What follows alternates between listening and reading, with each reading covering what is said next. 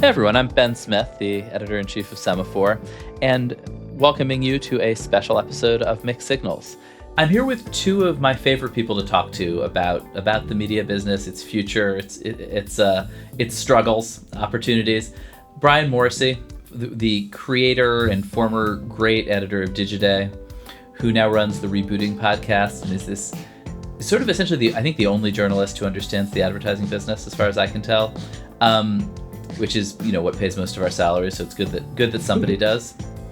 And with Peter Kafka, the single chief correspondent of Business Insider, as well as the host of a really great, insightful podcast called Channels, where I steal guests and ideas. Media for, I think, all of our careers has just been, talking about our impending doom, but we're somehow still here, so we thought it'd be valuable to look ahead, talk about some of the things we're optimistic about in the run-up to the Cannes Festival, Advertising Festival, where two of the three of us will be. So thanks for coming on, guys. Thanks for having us. Thanks for having us, and thanks for organizing this. Each of us has sort of brought an idea to talk through with our peers. And mine, which listeners will have heard about, is the bundle.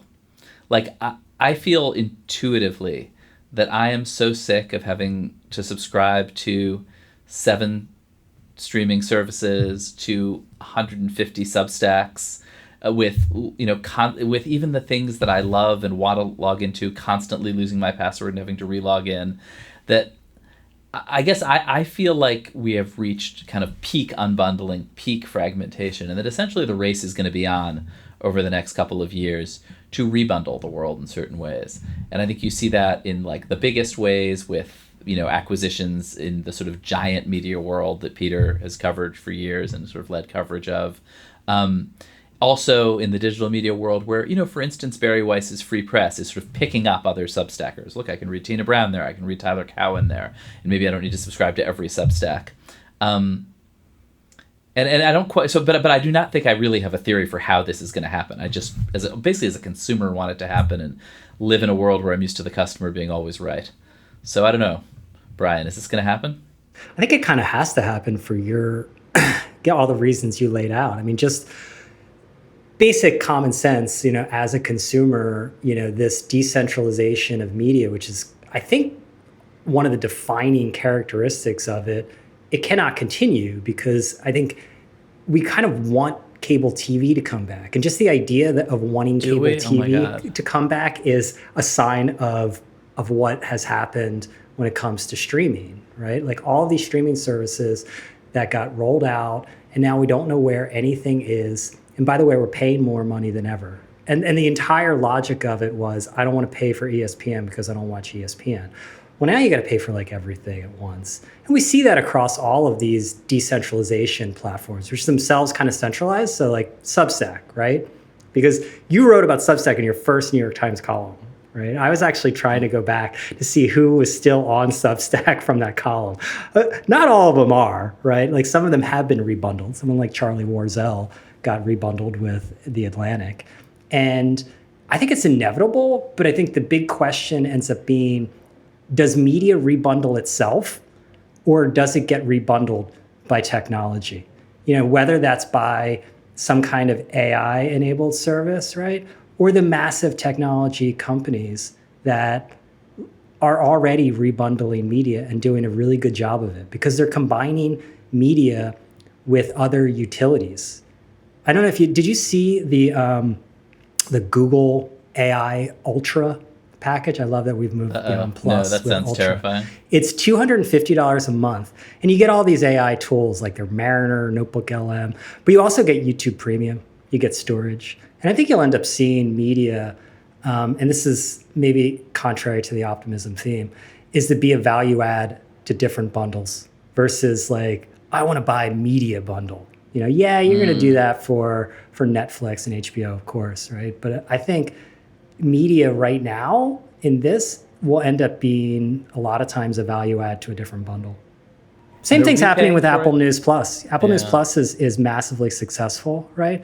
But it's also part of Apple One Premier bundle. And that has like Apple Music, Apple TV Plus, iCloud Plus, Arcade, Fitness Plus. It's just another part of a broader bundle.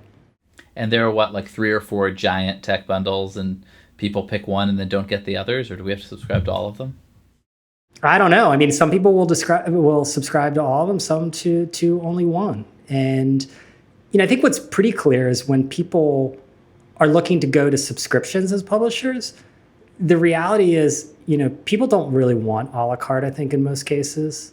Like the success of Apple News Plus is a testament to that. Like 1 or 2 articles from like Vanity Fair is fine. Like they don't need, like paying for access to all of Vanity Fair's articles is going to be a very niche proposition for most consumers. So can we think about bundling in terms of what consumers get out of it, and then the other side, what the producers, creators get out of it, right? The consumers, in theory, you're getting more stuff for less money, right? In theory, right? You're putting a bunch of stuff together, paying one fee for it. It's cheaper in theory than go getting it individually. And on the producer side, in theory, you are expanding your audience, getting more revenue as part of a bundle than you would on your own. But I'm trying to think how that's actually going to play out in the real world.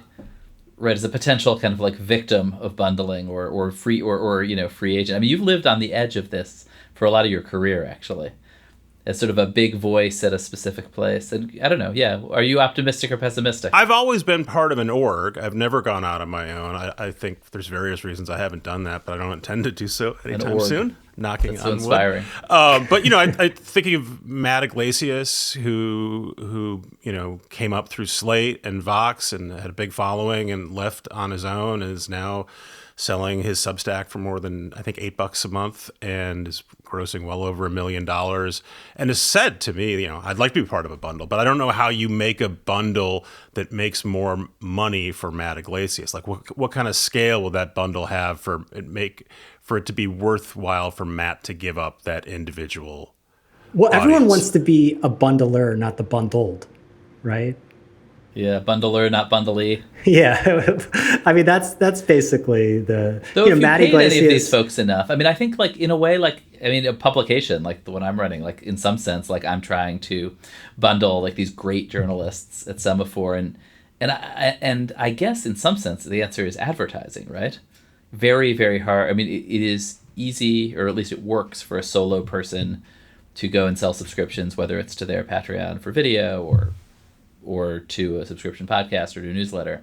I think quite hard for that person to go and sell advertising, right? I sell advertising.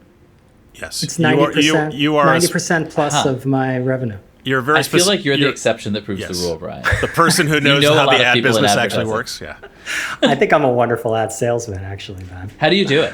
How do I do Seriously, it? how do you do it? How do you sell It's the advertising? same as going down to Canal Street. You just put your wares out on the sidewalk, and then you ask every single person that's walking by if they want an absolutely great Louis Vuitton handbag, and then 1 out of 100 say yes. That's how it goes.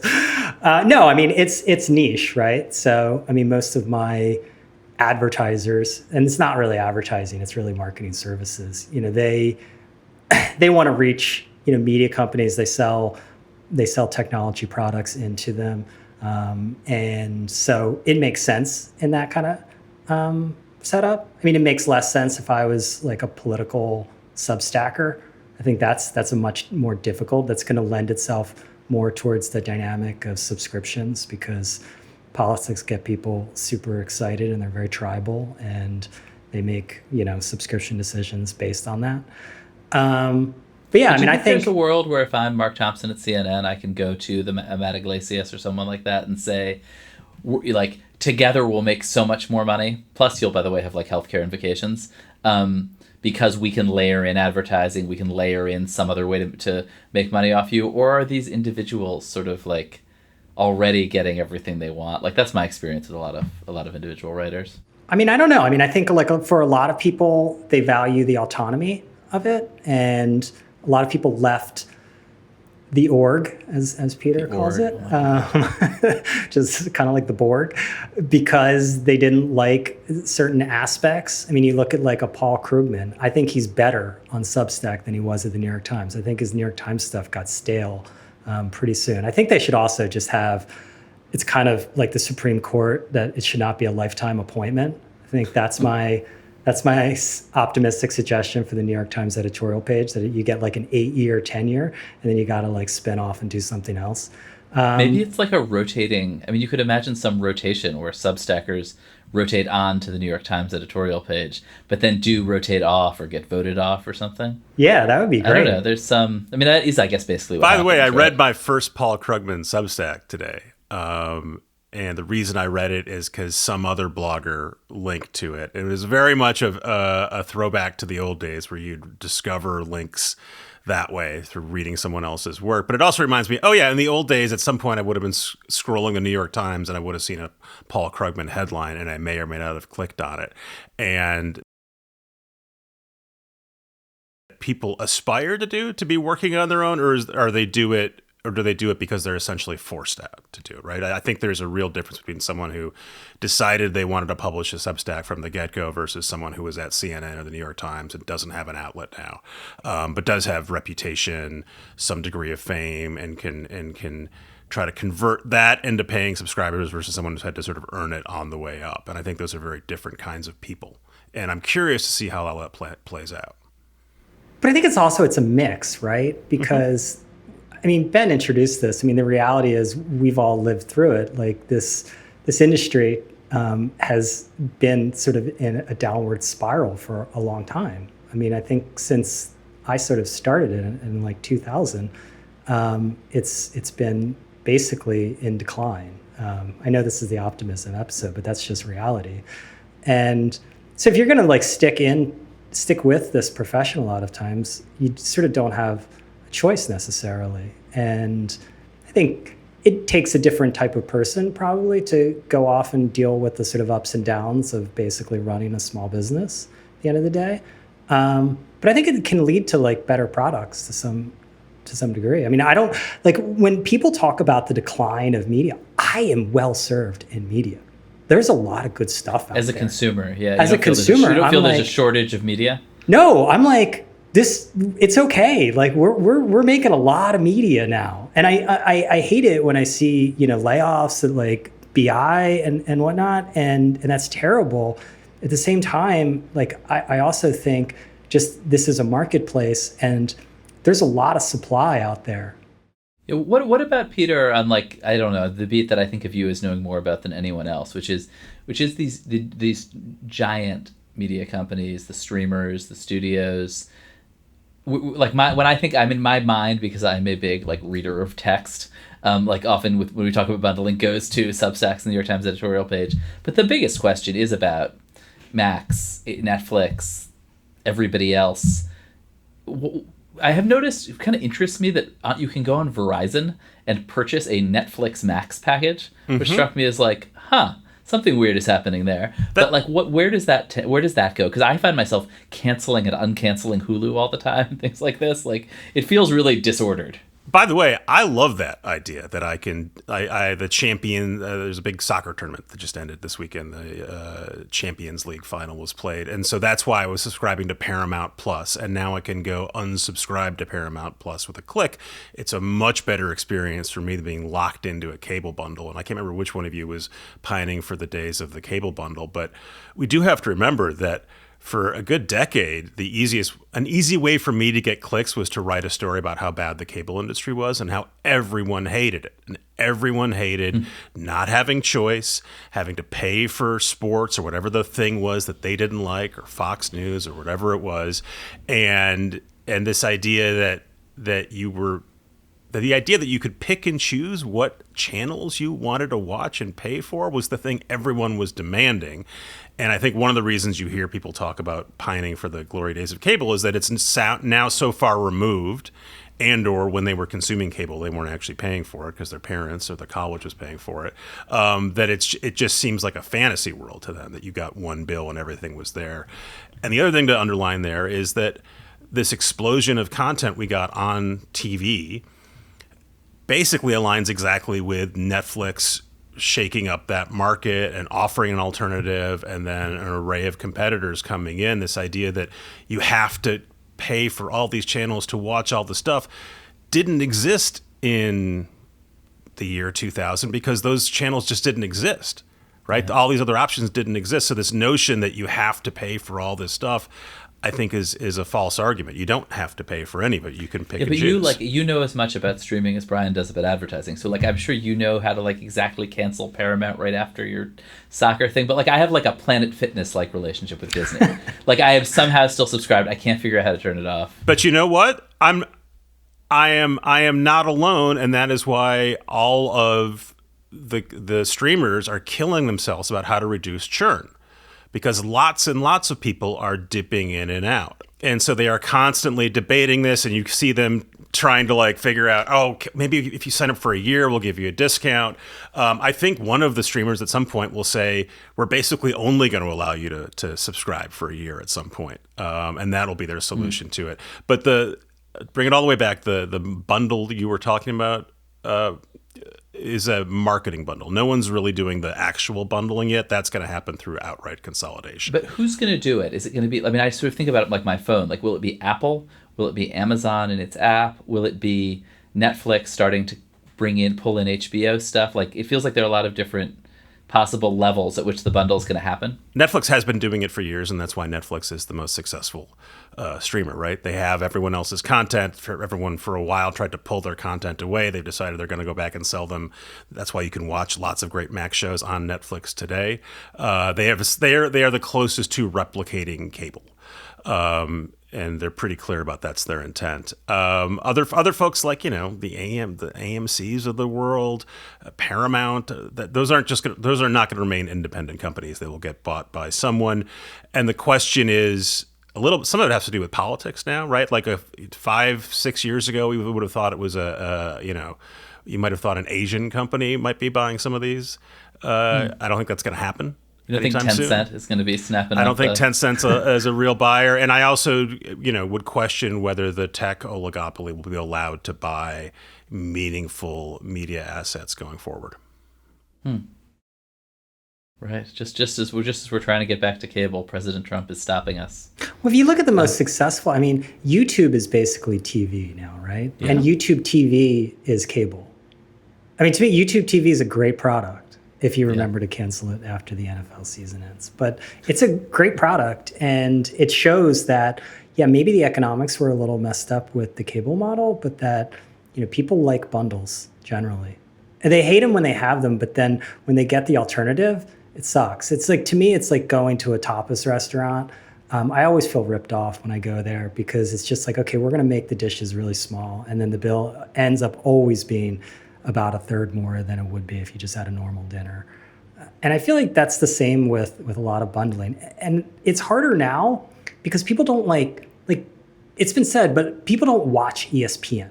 You used to just go and after dinner, you'd put on ESPN to see what was on. That is a very strange behavior. You might watch Netflix because they have so much stuff there. But for most of these, nobody watches AMC. It's it's going to find some particular show. And I think that is the challenge. And I think the decentralization has just made that a completely normal behavior, not to think about watching one of these networks. Right. And I think losing the bundle means we're very unlikely to see another AMC, which was just generic background old movie seriously, channel. Why does AMC exist? Well, no, they had no reason to exist. They just existed because they were in the bundle. And then being in the bundle allowed them to pivot into the place that brought you Mad Men and The Walking Dead, right? And so they kind of lucked into that, but whatever, it was fantastically successful. But you won't have any of those channels, those sort of tag along, we're cramming it into the bundle through a distribution. That part is going to go away no matter what. Because I actually am optimistic that I think both for everyone from filmmakers to working journalists, that I do think there's a lot of energy around individuals creating things, but who are also a little tired of creating them on their own, just as consumers are like a little tired of shopping in this kind of like bazaar in Shenzhen for like different parts, and that I think if I don't know, that there's opportunities to be creative about kind of how you form new alliances with other journalists or other, podcasters, and sort of rebuild things in a way that is maybe a little more purpose built for this moment. Ben, can I ask you a question? Why isn't Semaphore doing this? Like, I mean, I would have expected, like, Puck is bringing in different, like, Substackers who, for whatever reason, like, they, who's like Julia Alexander from, she's great, right? She just decided she liked working, like, with people, like, exactly like what you're saying, and Puck amplifies that. Sarah Shapiro got paired with fashion with Lauren Sherman. I haven't seen that as much from Semaphore. Why aren't you out there? Why aren't you bundling? I mean, I think I really think of ourselves as bundling, both in both in sort of bringing in a bunch of different journalists who are people who could have, who maybe who are the kind of journalists who could have gone out on their own, had a Substack, but also do a kind of reporting, mostly breaking news and beat reporting, that is a little less well suited to kind of subscription, delivering people exactly what they want all the time economy. But also in our events, we think a lot about bringing in, the best of the journalism world as well, and having great journalists doing events on stage. We think about this a lot and think about like what could we be as a platform for journalism as well as as a traditional newsroom. So yeah, I don't know. Stay tuned. Okay, good. Maybe more collaborative podcasts in the future. Yes, basically. Yes. Sorry, that was the obvious answer. Was exactly. We're doing it right. We have tricked you into doing this podcast with us. That is our bundled. That's yes. You've been bundled. You don't even know it. No, but I think but honestly, this is the lightest weight version of like, oh, here's kind of like an interesting little alliance between three companies that are like, doing something. I don't know, in a very lightweight way. I think there's a lot of space for that kind of thing, actually. I think the thing we didn't discuss is when Substack and how Substack is going to bundle. Because I think that's can you answer that question? Thing. It's got to happen, right? I mean, it is completely inevitable. I mean, Substack is a Ponzi scheme to some degree, and it is. I don't even know if that's true, but it sounds good. It sounds not true, but actionable. That's the pull quote for this episode. Yeah, exactly. So great. Now I got to make it make sense. No, but I mean, like, look, the whales bring in a ton of subscribers, and those get filtered down through their recommendation system. I mean, I saw this up close. I left Substack, but I still have a Substack like up and running, even though I don't publish to it. Were you a whale, or were you?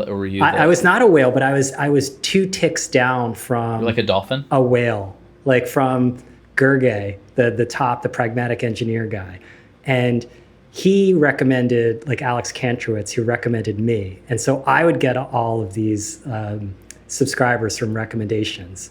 And then my wife has a bigger Substack and she recommended me. So I got these other people. And basically I still get like a bunch of new subscribers from Substack. And they're completely unengaged. I port them over to Ghost, what I use now, and they are completely unengaged. And Substack has this, and it's built into Substack, but they don't make it obvious that like of what kind of engagement you get off the recommendations. But anyway, their entire system is going to need some kind of bundling, and call it Substack One. But I would say it's going to be a voluntary program in which you can make a certain number of posts available as part of a Substack One bundle, because people need that. Like it is untenable to have subscriptions to 15 different newsletters on Substack. And particularly when they have one way really of making money. I mean, their idea of success is for 95% of your audience to be worth 0. That's insane. That's just not how media works. I honestly, I don't understand like how that's their proposition. So inevitably they'll have to bundle. Yeah, I think so too. Although it's a question you raised in the first place, which is like, how do you do it in a way that provides real value to each like there's a collective action thing, right? Like each Substacker has to see value in it. I kind of think maybe the answer is advertising. That if they can bring in some stream of money that kind of underwrites this. Yeah, it seems like both. And by the way, like, it's not really a secret. It's an open secret. Substack's not a good business. It's Well, good that's the for crazy it's thing. good for the top, for the Matt Iglesias and the Emily Sundbergs of the world, right? Great business for them. They can also leave anytime they want, and it's not a good business, which is why they've had a difficult time raising money, even when money was very cheap and easy to get. That's why they're doing crowdfunding for their investment rounds. Been doing a ton of splashy marketing lately, big parties in New York and London. Doesn't that mean isn't that how you tell if something is a good business, Peter? Yes. The bigger what the I launch thought. party, the better the business. It's Okay. One last always thing on the case. Substack. 'Cause I'm pessimistic about launch parties. I'm a little pessimistic about Substack. They're getting a new are. like sort of second wind of, oh no, Substack really is the future. People are fleeing, going to it, and I get that, but at the same time, like I think inevitably, the fact that they haven't really progressed in their product is going to really hurt them.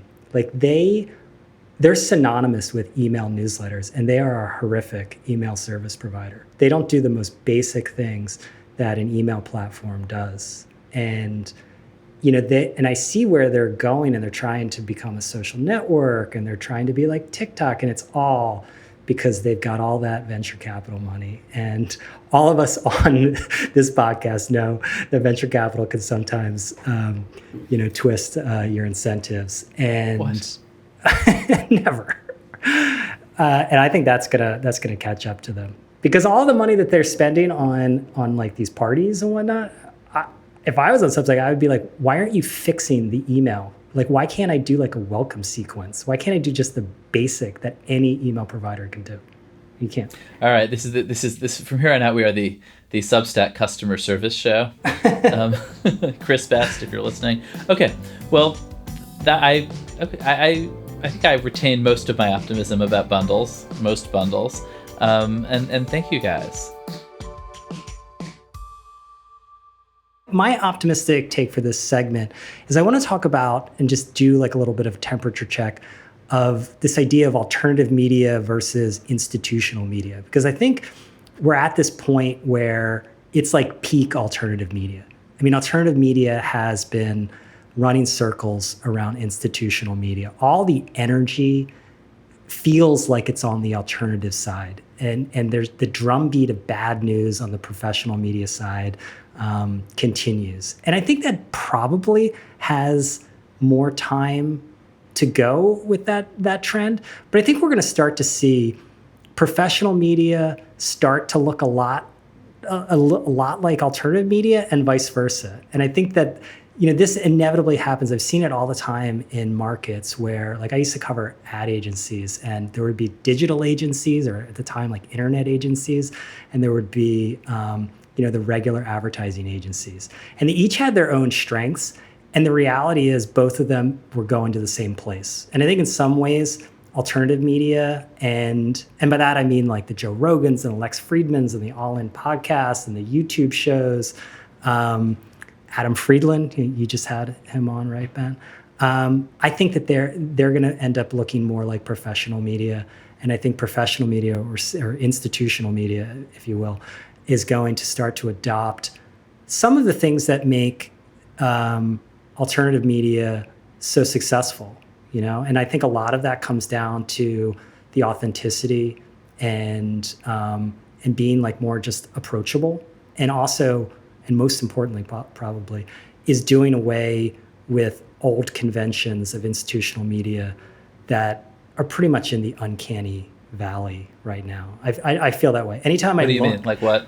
Well, like if you watch like a cable news program, it looks like parody, like these days to me. Like it just looks like parody, and that's why it doesn't connect with people. Like the four people behind a desk on CNN, like they have to just rip all of that out. Like it just It is doesn't. true. The only really successful version of that remains is Weekend Update on Saturday. Is literally parody. It is a parody, right? Yeah. But also like you had Adam Friedland on, right? And yes, you sort of described. First of all, how would you describe him, Ben? I mean, I would describe him as my co-host Max Tani's favorite insane comedian who I just met and was confused by. But he's a comedian who is putting on an hour-long TV-like interview show that he has modeled on Dick Cavett, down to like the fact that he looks like he's dressed in the early 1960s. And it's kind of like a new kind of talk show, right? And but it's completely different. And I think what you're going to end up seeing is that will end up becoming the norm. And like we see right now, like all of these alternative media, they're professionalizing in their appearance, right? And they are becoming, I think particularly as podcasting moves into becoming like TV shows, they'll start to have higher production values. It doesn't cost a ton of money these days. And I think that the battle will be, can they add that kind of professional sheen? Because I think the things you can get away with in like audio podcasts are a little bit different when you're watching this on a big screen TV. So Brian, you're focused on literally how this stuff looks, right? How it looks and comes across, as opposed to how the company that employs these people is structured, who owns it, how many people. No, I'm talking about the market, basically, about what people gravitate to. Mm-hmm. Because like the money follows after that. And I think we've seen before, the audiences were following and the money wasn't following. That's usually the case, right? But I think right now you're going to have this correction where a lot of money is going into alternative media. We're going to, two of us, just Ben and I will be sashaying around Cannes in a couple of weeks. And we're going to be running into... So do we present ourselves when we're there? Do we tell advertisers that we are alternative media, or that we are professional media? I think we say we're alternative media, right? That's where the money is now. Yeah. B2B influencer. I mean, that's what I'm going. Brian, for. I think it's worth underscoring that you're going as an influencer. Great. That what you're talking about are some of like the oldest and most basic forms of communication, right? Whether it's a Substack blog, it's someone typing something out, or what you were talking about now with podcasts that are becoming video shows. There's just talk shows, right? It's an entertaining host and an entertaining guest, and that's the core of it. You can dress it up or dress it down however you like, but if you don't have those two things, it won't work. And you can spend as much or as little as you want, but if you don't have those two things, it won't work. And where I think you're really right about, the ridiculousness of like the really expensive cable news setups. ESPN built a huge new broadcast center like a decade ago, right as the bottom was starting to fall out. Again, the overproduced CNN stuff you're talking about. I think that will go away, but I think there'll still be a role for it. The worst place is that uncanny valley in the middle. And I think a good example of that is Amazon's election night coverage last fall, if you watch that, where they tried to look like CNN and had, Brian Williams and other people who you would expect to see on professional TV, but it all had a sort of doing it on the cheap, doing it in a back lot somewhere. And I can't imagine that was successful for anyone involved.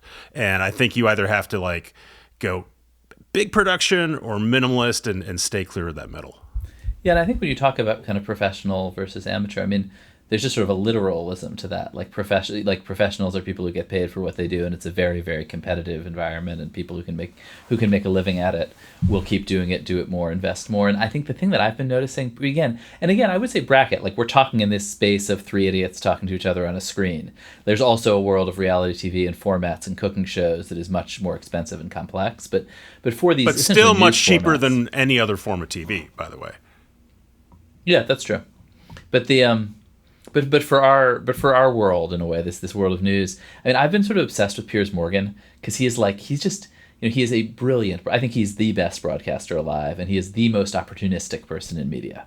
And so he has just like jumped into YouTube with both feet. And I look at him as like in like Lord of the Rings, when there's just like an ogre rummaging around, like eating hobbits and biting their heads off and flinging their bodies around. Like he's obviously just decided, I'm going to have on everybody who has a lot of YouTube followers, whether they are like a very important astronomer or an insane racist or anybody else. And some of them are sophisticated people who can hang with him, and some of them have never been in an environment like that, where you have, he really is one of the great professional interviewers, and just eating them alive and just tearing through people who have not been in, higher wattage, more confrontational situations. And you're like, oh, there is a difference between professional and amateurs. Like Piers is a professional. And there's an incredible clip of Rogan and Dave Smith, who's often on Rogan, talking to each other about Piers Morgan and just being like, oh my God, have you seen what he's doing? It's crazy. But I do think you're sort of seeing a collision of the professional and the amateur on that show. I don't like professional way. Versus amateur though, like, because that's like, it's like when they used, because it's a little pejorative against, I mean, because first of all, like the quote unquote amateurs are making like Rogan. I mean, Rogan is a professional. I mean, I don't think professional and amateur is necessarily legacy and new, but I do think as these things collide, there's a whatever quality means in this context. You know, can you sort of, do you look like an idiot when you go on with Piers is like a challenge, actually. Yeah, and as these worlds like bump up against each other, there's going to be all kinds of like awkwardness, which is like exactly what you're talking about. Like you had on Chris Black from How Long Gone, yes. And he sort of got into this because it's a very strange show, right? And it's two dudes talking about cool dude things, and there's a lot of like jokes and inside and otherwise. And he had on like Jake Tapper, and you know, one of those jokes went completely awry, and then Jake brought it out like as like evidence of like the Democrats not understanding you know, how the world works. And to me it was just a classic example. Like if you go back and listen to, because Chris mentioned on your podcast an interview he did with Scott Galloway. And so I went back and listened to it. And even though Scott Galloway is kind of in the alternative media, he's like, not really to me, because he's completely prepared and rehearsed, and he's got his things that he just like, he goes down and he plays his greatest hits like all the time. Nothing wrong with that. It's just a little bit old school. And it leads to so much awkwardness when these two worlds collide. The funniest thing in media right now, and particularly it's that politicians and CEOs watch the 2024 election, were like, and have told their comms teams, you got to book me on podcasts. Yeah. And so like the next thing you know, they're on with Adam Friedland being like told jokes about Gaza. You know, like just, yes, creating the strangest situations. They're gonna figure that part out fairly quickly. What are they going to do? Well, they're going to start actually looking at who they're being booked on and saying, I don't want to be on that show, just like they would for anything else. I mean, I do think the amateur versus pro isn't as helpful as alternative, like Brian said, right? But still, there are common threads, right? It is not a coincidence that many of the very successful podcast hosts right now are comedians. Right, where you have to be able to speak and think quickly and be entertaining and be able to respond to what someone just said. Now, there are plenty of people who didn't come up that route who are also breaking through, but again, they tend to be quick-witted, telegenic. Like, it's not just that anyone can do this. You have to have a certain skill set. And again, I think it helps in Joe Rogan's case and other folks' case that they've spent years talking into a mic in front of a crowd, getting people to elicit reactions. And I think that will continue. You're not going to have folks who don't have those skill sets. That Tucker Carlson, Megyn Kelly, Piers Morgan, are they alternative or mainstream, professional or amateur? Like, I'm not even. They're alternative now. I mean, to me, it's like these are the most successful television broadcasters. They're just doing TV on the cheap, and very well. But Tucker Carlson his show is completely different now. What he's doing is 100% is very different than what he did on Fox. Now you can argue whether it's better or worse, but it's different. And I think, like you were saying about Piers Morgan, I think what's interesting on the talent front is there is a group of people in media who are so talented that they can do it in any of these like formats. Like Tina Brown is amazing at Substack. She's amazing in magazine. She's amazing at Substack, right? And like that, I think, is very rare. There's not a lot of people who can do that. And like, I think like Piers Morgan is someone who he's like a rare talent. And I think this is an interesting time because I think you're seeing who is like truly talented in that they're able to go into completely different media formats and still deliver. So where is this in 3-5 years? Is there still do we still talk about YouTubers and podcasters, or is it all it's merged? Just media. It's just media to me. I mean, that's the same, like I go back to the agencies. It's just there's just ad agencies now. I mean, they're like shrinking, but like there's no more this like artificial divide. And so eventually the divide just sort of goes away. And that to me is like one of the optimistic views of media, because media has, first of all, it's never been more plentiful, but secondly, like it's never been more open to anyone. And it's never been more valuable. Like the president of the United States is a creation of media. He has a cabinet that are half like content creators as much as they are officials, right? And so obviously media still has value. So I think a lot of times when we're talking about the business of it, we're talking about a small sliver of what the overall media ecosystem is. I call it like the information space, because everyone is going to be creating media. And I think the problem for institutional media is that they have a monetization issue. They just can't make money, and they have systems that are not attuned to the modern way of making money off of media, which oftentimes is indirect, right? The All In podcast is way more influential than any institutional media publication or brand focused on like technology. I know they've gone like broader. They've even gone beyond their like category, and they're mostly like politics, it seems like these days. But like that to me is telling, right? And that's just because they have a different model about how they realize value out of the media. But they're also just reaching people at the place where they are, right? I mean, the Sunday shows were the Sunday shows because that was the only place you could hear from whoever you wanted to hear from in Washington that weekend. And the fact that they repeated themselves on 3 different shows didn't matter. And now that's all blown up, right? The distribution stranglehold doesn't exist, so those folks can go anywhere they want to hear that, and a consumer can go anywhere they want to hear that. And so All In is competing with the Sunday shows, but if they weren't good at it, then their monetization model or lack thereof wouldn't matter, right? It's that there is close to a level playing field, and the most interesting hosts and shows will find audiences wherever they want to find, and people will find them. Whereas before everything was really tightly controlled. And I think even though it's redundant and sort of, we could have said this years ago, but I think it's worth underlining just how radically changed this landscape is, where when we've gone from a world where you had 4 or 5 networks to an unlimited number all the way down. It poses challenges for everyone. And the model matters a lot, but first and foremost, you have to have stuff people want. Otherwise, it doesn't matter. Yeah, in that old world of a handful of networks was partly about like printing and broadcasting, like technical limitations. This new one, in which I think we all feel overwhelmed and uncertain of who to trust, I think there's also a lot of opportunity. Like even as in this flattened landscape, consumers are going to need some help. And then you're starting to see, Megyn Kelly is forming a network. You're starting to see proto.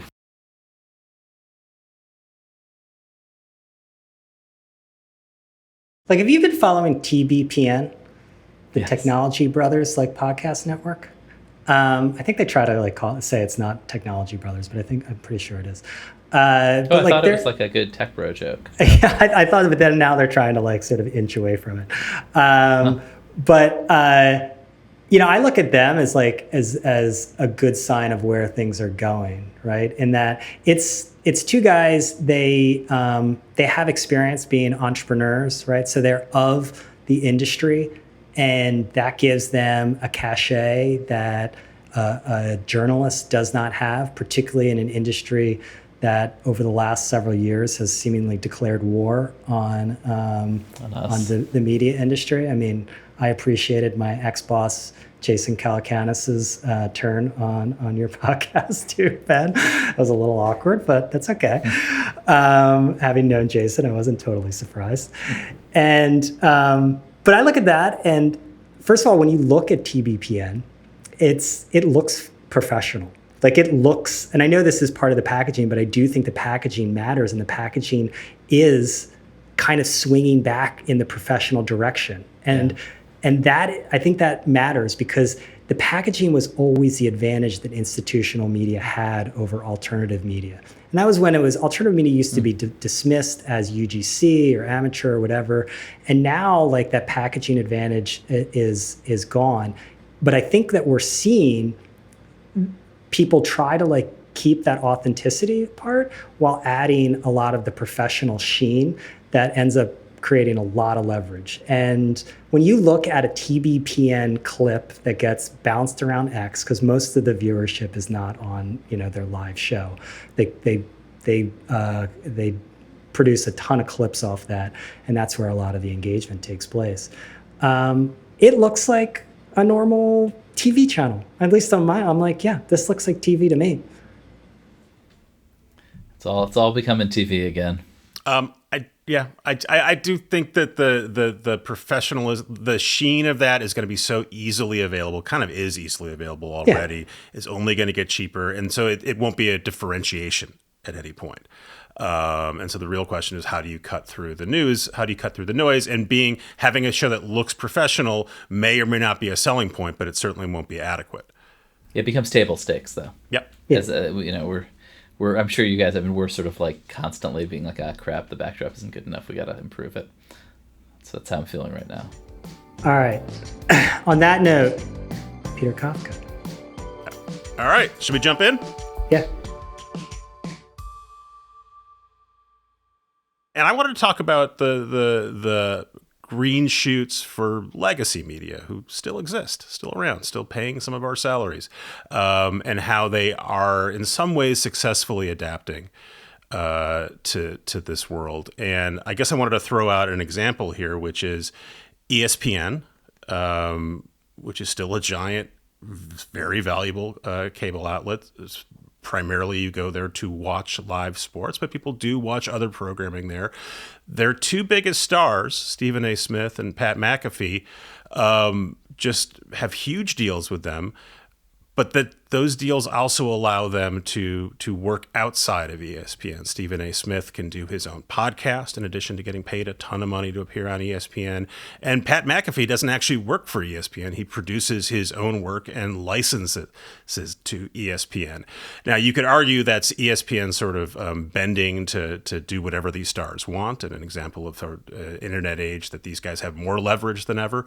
But I'd also argue that these people want to be at ESPN, either because they can get paid more there or they can still get more eyeballs there than anywhere else. And I wanted to throw that out there as a starting point. And what advantages do legacy media still have, and how can they use them? Yeah, I think this fits like totally with our two previous segments. This is almost as if we planned this. Almost. Because like being basically amateur media. Yeah, one was about like rebundling, and I think a part of it is like the fact that ESPN and legacy, like it's a bundle of talent, right? At the end of the day, and the function of a media company is beyond just the content. It is the advertising, it's the technology, it's the distribution, it's a lot of other things, right?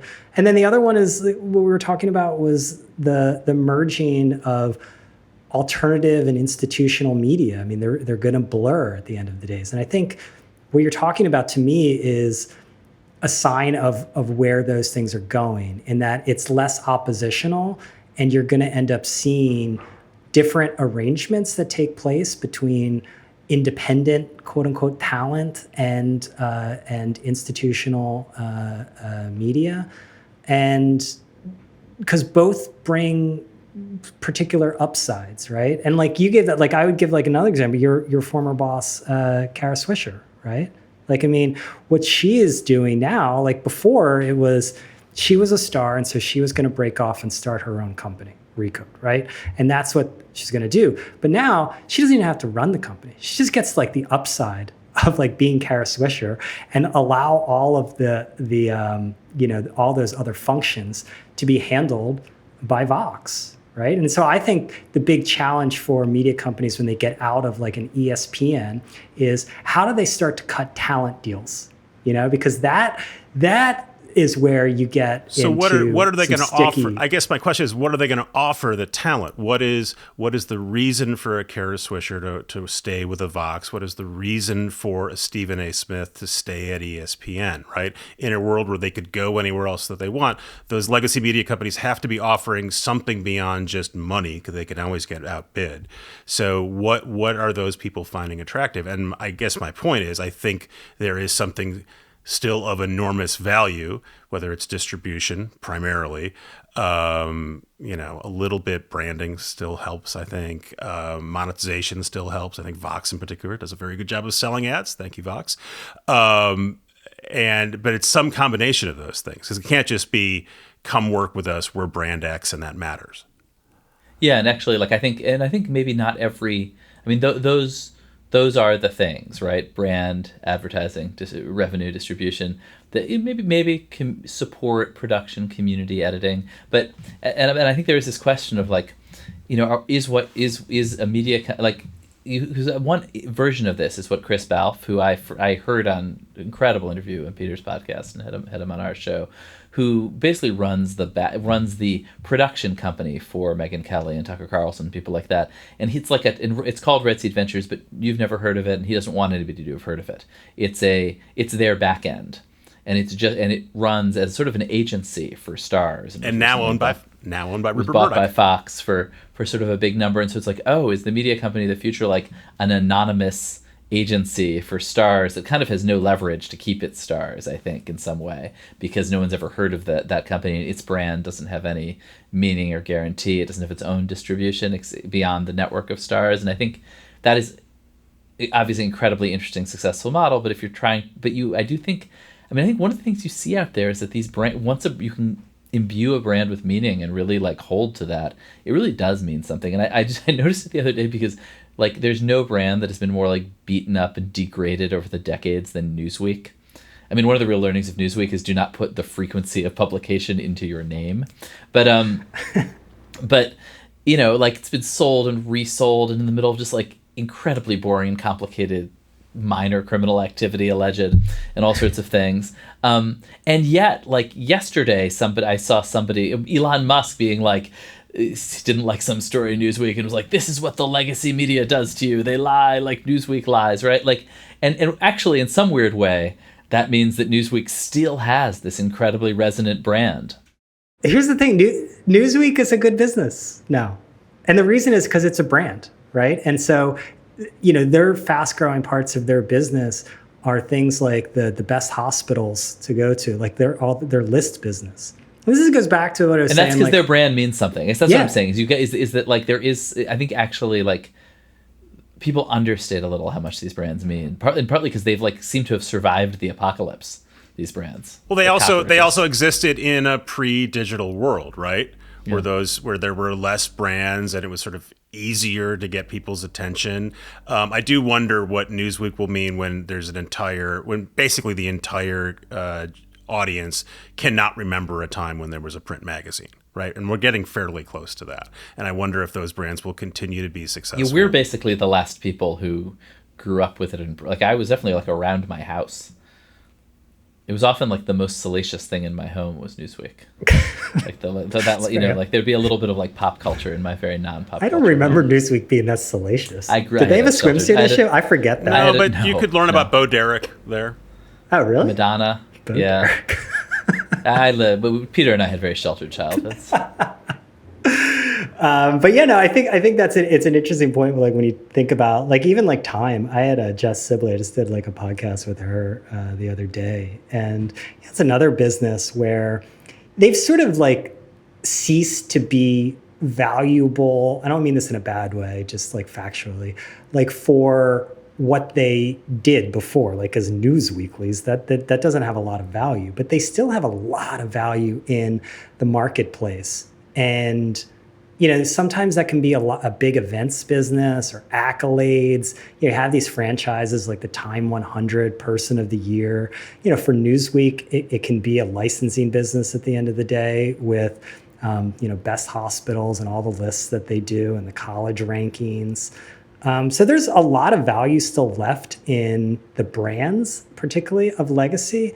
companies. I mean, people love to, hate on Forbes a lot, right? But like, what playbook would have worked with Forbes? Like, I don't know if, what Forbes has done with that business over the years is really treat it like a brand. And that brand gets expressed in a lot of different ways. And does that mean there's going to be like 400 different like 30 under 30 lists? Yes. That's the business. Although the real business for Forbes is not the actual Forbes business, right? It's a listings business, right? It's a classifieds business that has nothing to do with any of that stuff. But yes, Brian, you were talking in the previous segment we did about sort of the professionalization of amateur video, or we were talking about video and a lot, and how relatively easy it's going to be for someone to make something that looks like quote TV quote. What do you think about other efforts that legacy media are making to sort of hip themselves up and look a little more amateurish, or with it, or any other old man saying? I think a lot about the New York Times shoving vertical video onto their homepage, and it's unclear to me whether that's meant to make someone who's heard of TikTok feel like they're getting a TikTok experience, or whether that is actually meant to port to TikTok, or it's a little bit different. But I think of the Journal under Emma Tucker quite clearly trying to become more tabloidy and sensational and clickable, which is not really amateurish, but they're clearly trying to sort of change their branding and point.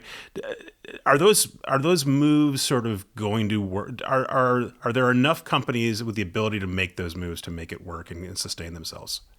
Yeah, it's funny because the risk is always that you become that Steve Buscemi meme. Yep. Like, how do you do fellow kids with the skateboard and the hat on backwards? And, I think what Emma's done at the Wall Street Journal is a great example of livening up a brand, but within the reality of the Wall Street Journal. Like, I think we all went through an era, I think I blame you, Ben, right? Where like everyone had BuzzFeed envy. And so you had these people doing a lot of like embarrassing listicles that they shouldn't have been doing, because that was what was working, right? But it didn't make sense. My favorite was National. We used to do we did, I thought, quite inspired animal listicles, like 41 animals who were disappointed in you. And I remember National Geographic was clearly trying to copy us, and they just did a list called 10 monkeys. And we were just like, oh, that's so basic. So, I mean, there's a long history of this. I wouldn't recommend that. But I mean, I look at like, someone like I mentioned Odd Lots on one of the, like, I think that's a great example of legacy brand in Bloomberg that is a very modern show. And like Joe Weisenthal and Tracy Alloway, they're great characters. They have great chemistry. They're kind of internet people.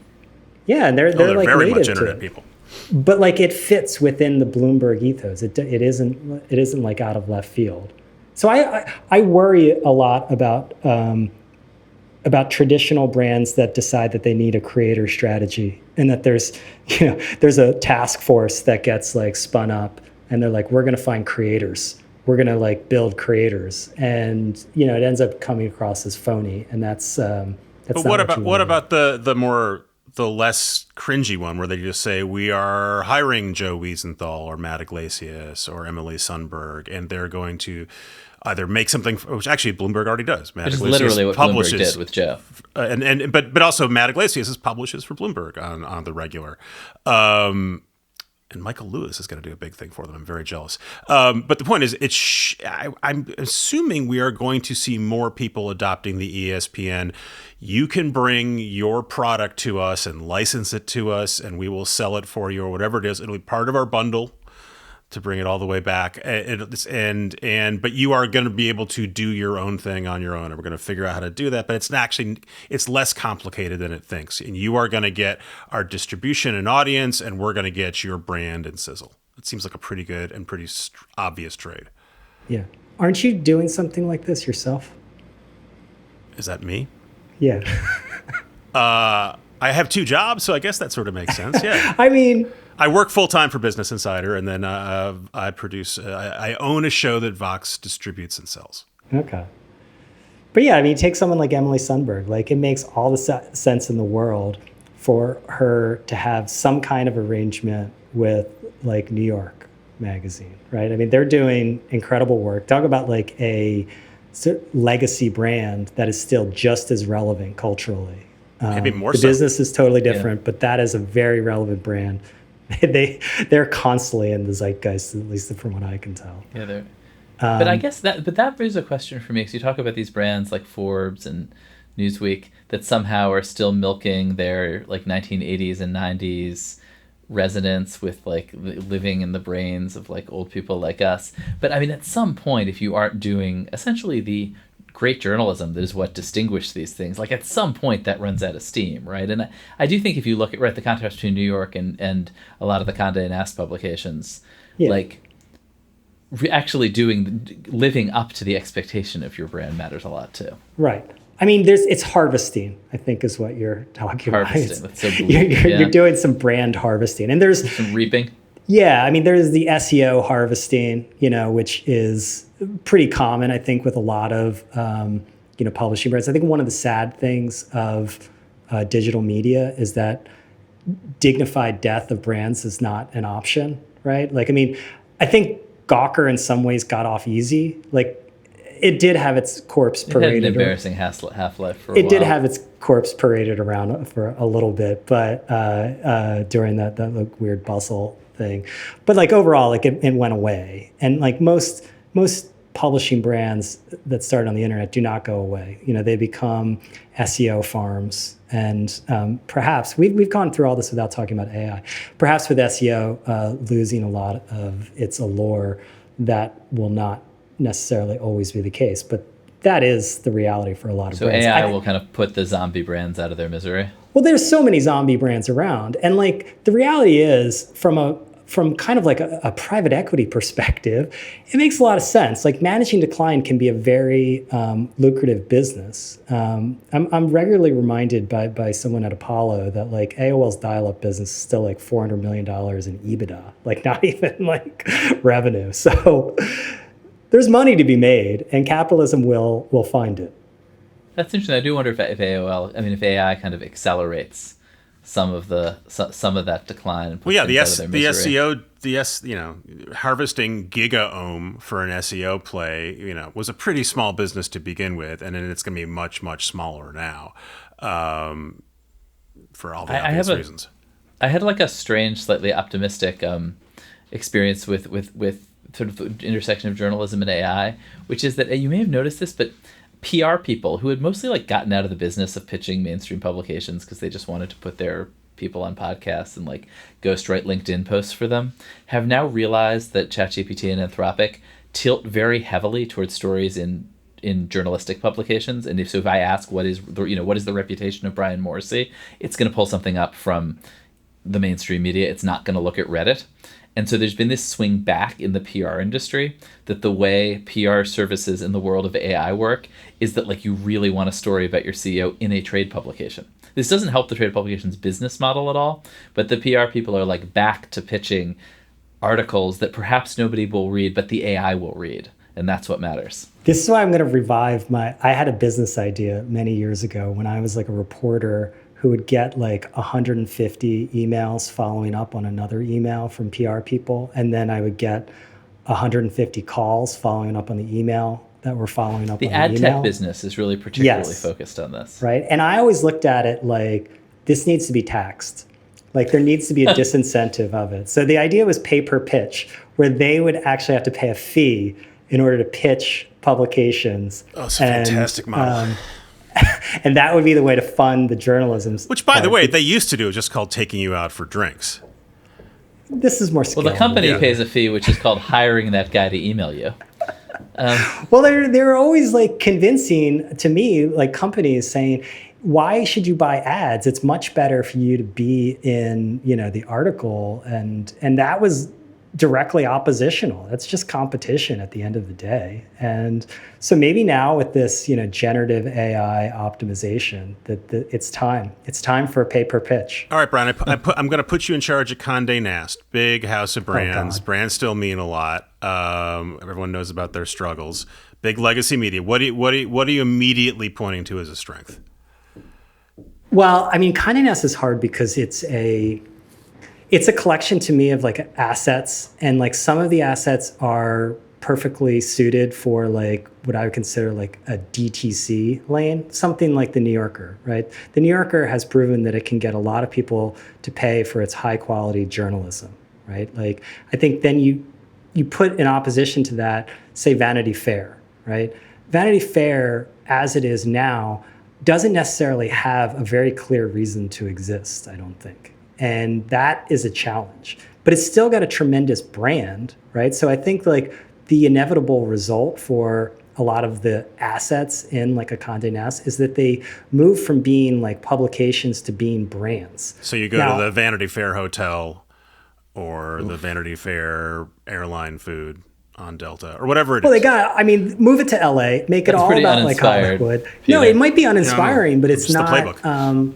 It is a playbook and it can work. I think like nostalgia is not really much of a strategy, right? And I don't necessarily see the days of, Graydon Carter I'm like working my way through his like memoir and it's great. And, but those days aren't coming back. Like that's over.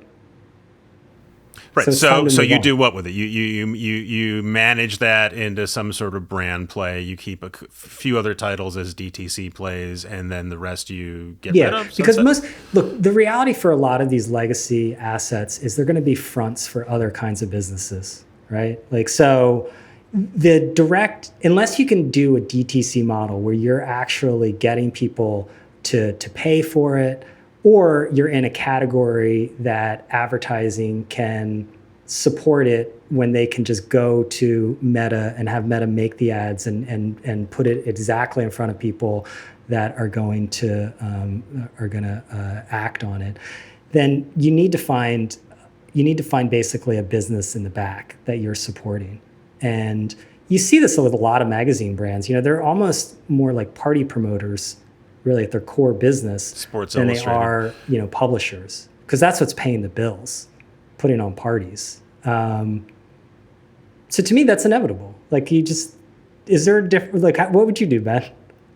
Yeah, I think I'm sort of in some sense have less of a business strategy here, but I do think if your brand is going to be, we capture the zeitgeist and tell the sort of big, splashy, sort of gossipy story of, power and money and glamour in America, like you should do that. And I do think that they at some point got confused about what they like. If you even just read the job ad for the new Vanity Fair editor, it's like they're looking for somebody who will run a matrixed content organization or something like this. Like I do think there's something about these I hate that word brand, right? Like these newsrooms like can get distracted from like what are they trying to do here? And it's not churn content and like publish web articles. It's to like tell incredible stories that people are obsessed with. And if what they want to be is a party hosting brand, telling incredible stories people are obsessed with is going to get you a lot closer to that than whatever exactly it is that they think they're doing. I had a different legacy media question teed up for you. As someone who had a high-profile, impactful job at the New York Times and left to start a new thing, how does the New York Times keep a generation of talented people who make who have their own brand and can do a lot of things? How do they keep them at the New York Times or recruit them at the New York Times? I mean, it's an incredibly powerful brand, actually. Like when I was there, like you did feel like I guess my own view is if you break like a big story or if you write something really good, it really doesn't matter where you write it. It'll travel, people will read it, it'll hit really hard. If you write a mediocre story or like kind of miss, like I was there at the Times for a couple of years, like half of my columns were in the worst half, a quarter were in the bottom 25%. Those ones still hit, right? Because it's the New York Times. And so like there is a sort of authority to, again, probably a shrinking number, but almost because the number has shrunk, their authority is magnified of outlets that, isn't really directly connected to the strength of their business. But no, the Times has this incredible prestige, and people care in varying degrees about prestige, but they, like the New Yorker, are able to kind of pay in prestige. And that's real leverage too. And I think, I don't know, it's interesting because I think as the sort of internet, the digital social media boom receded, people of our generation, people like me and Ezra and Kara all wound up at the New York Times because it was sort of a safe harbor. And the Times, Corey Seiko, I put in that category. The Times, was like looking for like digital people to figure out that thing, whatever that was. But of course, but I think three of those four people I just mentioned are gone, and Ezra, has really managed to. I think the Times has turned him into a huge, huge star, and he was already a star, but it somehow amplified his brand, which is so close to the New York Times brand, so complementary with the New York Times brand in a certain way. I mean, I do think there's a question of, right, like just of money, right? Like I think most of Ezra is leaving millions and millions of dollars on the table by working at the Times. Right, and the question is just how many, right? Like I think it's literally like, if you are Ezra Klein or if you are Andrew Ross Sorkin, there's like a lot that's great about being at the New York Times. It probably doesn't have infinite monetary value, but it has a lot. And there is actually kind of behind the scenes of this kind of a market question of, how much it's a way of their pricing prestige. All right. Do we feel like we're ending on an optimistic note that the future of legacy brands is either leveraging the remaining bit of now currency they have with the remaining bit of stars and or turning themselves into zombie brands? That's the best we could do. Let's be real. All right. That counts as optimism. Brian. Thank you, Brian. Ben, you said it. Thank you guys. This was fun.